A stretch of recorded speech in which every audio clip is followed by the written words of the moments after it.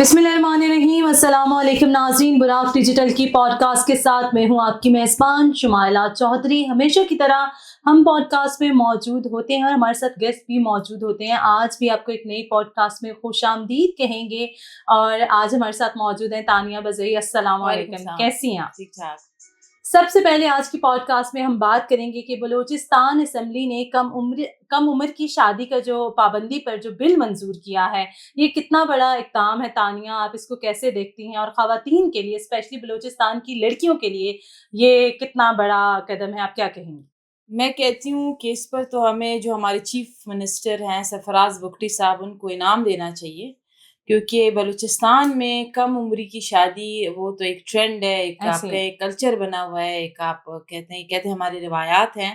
लेकिन ये जो कम उम्री की शादी है, इस पर जो ये बिल पास हुआ है, ये बहुत बड़ी अचीवमेंट है। ये मैं कहती हूँ कि उन बच्चियों के लिए जो बच्चियाँ 14 साल 12 साल की ऐसे उम्र में जाके बीवियाँ बन जाती हैं, निकाह में आ जाती हैं, ऐसे फिर ज़ाहिर है इसको आप कहते हैं चाइल्ड अब्यूज़ है ये एक किस्म का। तो मैं ये जो बलूचिस्तान की हुकूमत है, उसको मैं ये ख़राज तहसीन पेश करती हूँ कि आपने ये जो कम उम्री वाला जो चाइल्ड मैरिज बिल पास किया है, ये आपने बहुत बड़ी कामयाबी अचीव की है। और मैं आपको एक और बात बलूचिस्तान के बारे में बताऊँ, अगर इस पर भी एक बिल पास कर दें कि वहाँ पे बदी में जो बद ऐसे होता है, बदी या एनमिटी में, या फिर आप किसी से कर्जा लेते हो या आप किसी के ठीक है, कर्जदार हो, तो लोग अपनी बच्चियाँ दे देते हैं, ऐसे ठीक है? तो ये भी मैं अपने कर्ज के अपने एवज, कर्ज के एवज़ या अपनी बदी की एनमिटी के एवज़ वो अपनी बच्चियाँ जाके निकाह में दे देते हैं। ऐसे 60 साल 50 साल के बंदों को, उनको शर्म भी नहीं आती, जो उनको अपने उसमें निकाह में लेते हैं, उन लोगों को शर्म भी नहीं आती कि ये बच्चियाँ हैं और इनकी एज नहीं है शादी की। तो इस पर जो बलूचिस्तान ये जो बिल पास हुआ है, मैं मौलाना हिदायतुल्लाह को एक पैगाम देना चाहूँगी इस पॉडकास्ट के एवज़ कि मौलाना हिदायतुल्लाह साहब, आप थोड़ी-सी आप में अगर वो है, क्या कहते हैं, शेम है, तो एटलीस्ट आप अपनी दाढ़ी का, जो आपने एक दाढ़ी रखी है, उसका आप थोड़ा लिहाज़ करते। और आपने जितना शोर मचाया है इस बिल पे कि ये बिल हम नहीं मानते, इस्लाम में 14 ऐसे साल की शादी जो है वो आप अगर मैच्योर हो जाएँ, मैच्योरिटी एज पे आ जाएँ, तो आप शादी कर सकते हैं। तो मौलाना हिदायतुल्लाह साहब से मैं ये कहूँगी, इनको साफ कहना भी साहब की तौहीन है कि आप किस दुनिया में रह रहे हैं? आप स्टोन एज में रह रहे हैं, ऐसे आप मिडिएवल एज में रह रहे हैं, आप किस दुनिया में रह रहे हैं? आप दुनिया देखिए कहाँ चली गई हैं, और आप अभी भी असेंबली में 21वीं सदी में बैठ के ये तकरीरें कर रहे हैं कि ये इस्लाम में जो है 14 साल की शादी जायज़ है, 12 साल की। ऐसे आपकी बेटी है तो दे दें, लेकिन लोगों की बेटियाँ इतनी फालतू नहीं है, ना लोगों की बेटियाँ इतनी आप कहें कि फ़ारिग़ है कि हम 14 साल 12 साल में उनकी शादियाँ कराएँ। तो ऑपोज़िशन ने जो रोल अदा किया है, ये जो बिल पास हुआ है बलूचिस्तान चाइल्ड मैरिज का, ऐसे तो इसको मैं कंडेम करती हूँ। जिस तरह उन्होंने बिल फाड़ के वहाँ पे जो तमाशा किया है बलूचिस्तान असेंबली में, ये जाहिल है, ये जाहिल ही रहेंगे, और इन्होंने कसम खाई है कि हमने जाहिल ही रहना है। क्योंकि इस तरह इनको इस पे एप्रिसिएशन होनी चाहिए थी, एक एनकरेजमेंट होनी चाहिए थी ऐसे कि अब गवर्नमेंट ऑफ एक अच्छा बलूचिस्तान ने इक़दाम जो है वो किया इतना गया है। बड़ा और इतना अच्छा इक़दाम किया है 75 साल की तारीख में बलूचिस्तान की। और बजाय इसके कि ये एप्रिशिएट करते, इनकी अपनी भी बेटियाँ होंगी घर में, बेशक, बहनें होंगी, बजाय इसके कि एप्रिशिएट करते, ये बिलें फाड़ के वहाँ पे तमाशा कर रहे थे। मैं तो कह रही हूँ इन सबको जेलों में डालें, इन सबको उठा के जेलों में डालें। मेरा तो आसिम मुनीर साहब से ये रिक्वेस्ट है कि ये जो अपोज़िशन में जो हुआ है, जो अपोज़िशन ने किया है बलूचिस्तान असेंबली में, ये 1-2 दिन पहले जो बिल पास हुआ है, और जिस तरह इन्होंने वहाँ पे बदतमीज़ी की है, ऐसे वहाँ की हमारे चीफ मिनिस्टर के साथ जो बदतमीज़ी की है, इनको आप उठाएँ और अंदर करें। ये होते कौन है कि एक जेन्युइन बिल पास हुआ है और उस पर ये तबसरे करें। तो मौलाना हिदायतुल्लाह से भी मेरा ये एक मशवरा है कि आप जो है ना, जो आप चूरन बेच रहे हैं मज़हब का, आप दीन का चूरन बेच रहे हैं, आपने इतनी दाढ़ी रखी हुई है, तो आप उस दाढ़ी से थोड़ा शर्म वो करें, और इस तरह के बयानात और तकरीरों से आप गुरेज़ करें। ये बिल हमारी बच्चियों के लिए था, ऐसे ये बिल हमारी बहनों के लिए था, उनके तहफ़्फ़ुज़ के लिए था। आप नहीं मानते तो आप अपनी बेटी की शादी 12 साल की उम्र में करा लें, हमें कोई एतराज़ नहीं है। ऐसे ही है। बहुत अच्छे अल्फाज में तानिया आपने जो है इस पर बात की। थोड़ी-सी हम बात करते हैं field marshal chief of defence forces Syed Asim Munir के हवाले से कि 2030 तक जो है फ़ौज के सरबराह हैं, ये फ़ैसला पाकिस्तान के मज़बूत दिफ़ा के लिए कितना खुशाइंद है, आप क्या समझती हैं?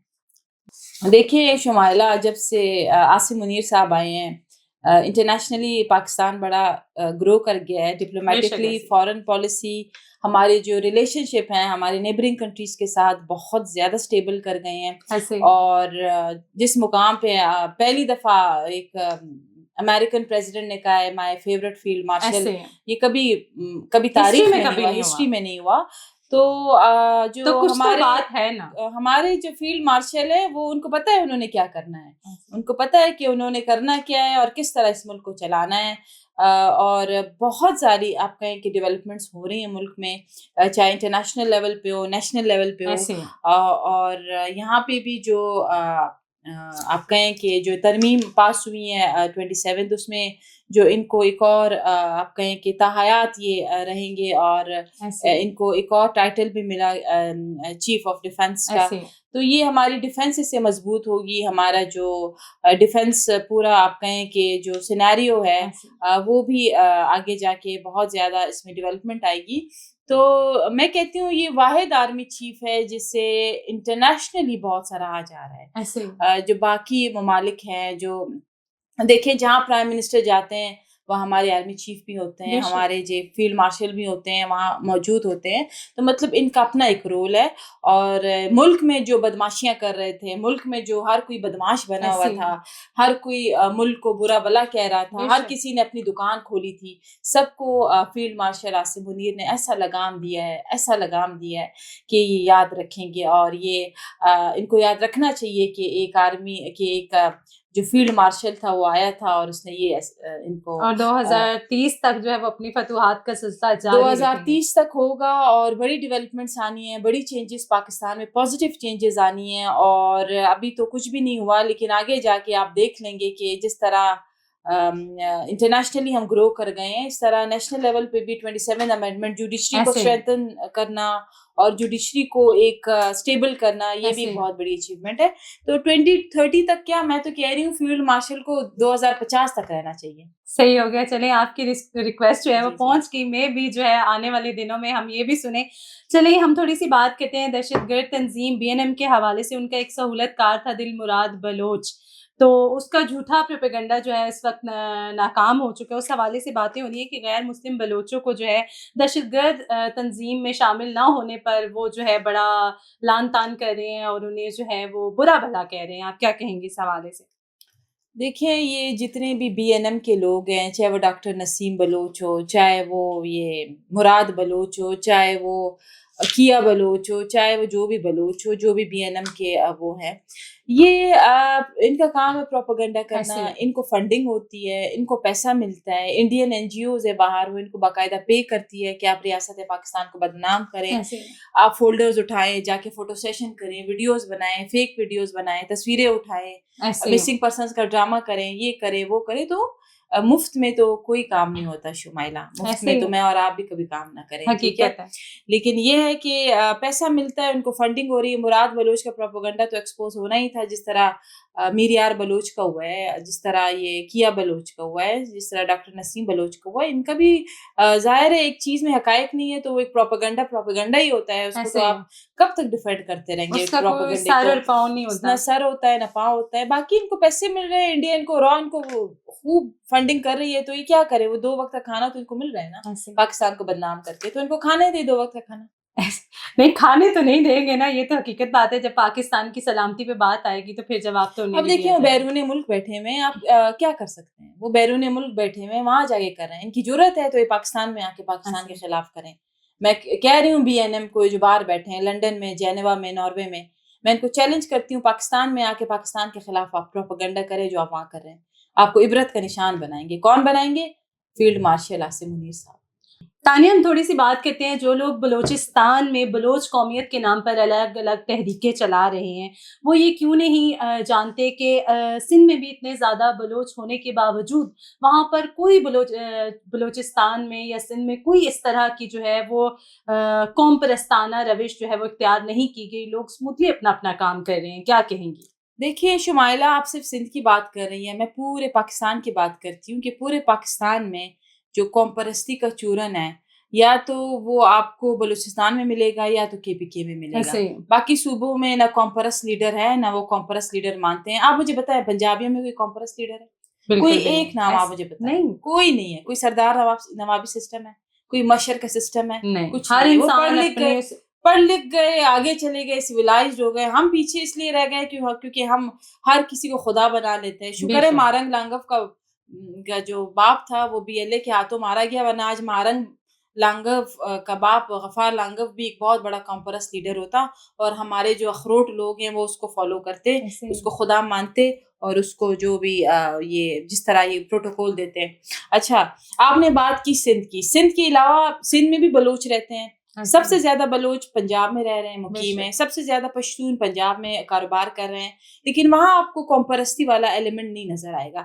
یہاں اسلام آباد میں آپ دیکھیں ہر قسم کے لوگ ہیں, چاروں صوبوں سے لوگ رہ رہے ہیں نا یہاں پہ, سیٹلرز ہیں. ٹھیک ہے, ہم نے یہاں پہ کوئی کمپرستی یا تعصب نہیں دیکھا. یہ تعصب آپ کو کہاں ملے گا؟ جہاں کمپرس لیڈر ہے یا کمپرستی کا چورن بیچ رہا ہے, وہ کیا کرے؟ اس کے پاس کوئی اور آپشن نہیں ہے. اس نے اپنے لوگوں کو بتانا ہے کہ باقی سب صوبے آپ کے دشمن ہیں, باقی سب آپ کے دشمن ہیں, صرف میں آپ کا خیر خواہ ہوں, میں ہی آپ کا سب کچھ ہوں, باقی سارے آپ کے دشمن ہیں. تو یہ ہے کہ ہمارے لوگوں کا ایکسپوجر نہیں ہے, ہمارے لوگوں کا تعلیم کا وہ ایشو ہے, تعلیم اتنی نہیں ہے, تو اس لیے وہ ذہن سازی ان کی بہت آسانی سے ہو سکتی ہے. اب دیکھیے نا, اب مارنگ کو بھی ایز اے لیڈر دیکھتے ہیں, اب مزاری کو بھی ایز اے لیڈر دیکھتے ہیں. کوئی بھی آ جائے ان کو آزادی کا خواب دکھا دے, ان کو خدا ماننا شروع کر دیتے ہیں. اب دیکھیں پنجابی کلٹ کا فالوور نہیں ہے, پنجابی کبھی کلٹ کو فالو نہیں کرے گا. یہ مارنگ پشتین جیسے کریکٹرز کو پنجابی کبھی فالو نہیں کرتے, کیونکہ پڑھی لکھی ان کے پاس ایکسپوجر ہے. ان کو پتا ہے کہ یار ان کا اپنا کچھ نہیں ہونا, یہ ہمیں مجھے کیا آزادی دے گا, ان کے اپنے حالات اتنے جو بھی ہیں. تو یہ ہے کہ کمپرستی والا ایلیمنٹ اس لیے ہے کیونکہ سیاست بھی تو چپکانی ہے. ہمارے کمپرس لیڈران, سیاست کو ووٹ کون کرے گا جب تک وہ ان کے اپنے لوگوں کے دماغ میں نہ ڈالے یہ دشمن ہے, وہ دشمن ہے, وہ دشمن ہے. تو اس نے ووٹ بھی تو لینا ہے, اور ووٹ کس بنیاد پہ ملے گا؟ کمپرستی کے نام پہ. Thank you so much Tania for your time. Buraq digital کی پوڈ کاسٹ سے فی الوقت اتنا ہی. اپنی میزبان شمائلہ چودھری کو دیجیے گا اجازت. اللہ نے کے بعد.